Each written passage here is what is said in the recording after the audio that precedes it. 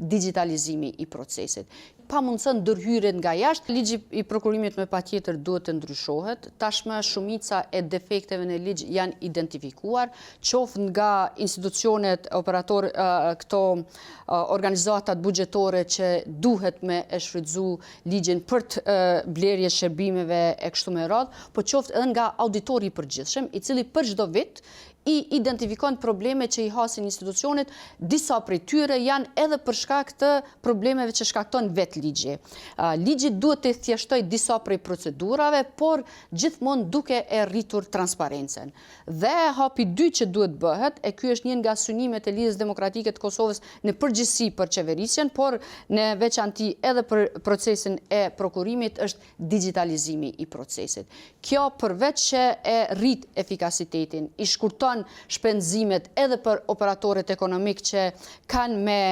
apliku në këtë proces, po ashtu e rrit transparencen edhe i pamundësën ndërhyrjet nga jashtë, cilat shumë shpesh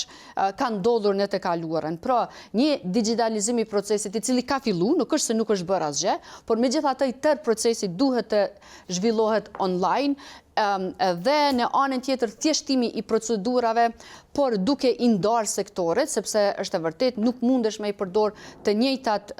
procedura për blerje të kudione shërbimeve të ndryshme edhe për blerjen e barnave. Janë disa sektor të cilët janë jetik dhe ata duhet të përdorin procedura tjera dhe pastaj duhet të bëhet një lloj decentralizimi i prokurimit ku secili institucion ata që mund paraprakisht me i planifiku ta bëjnë planifikimin, por të parashihen edhe procedurat për rastet emergjence. Sepse nganjëherë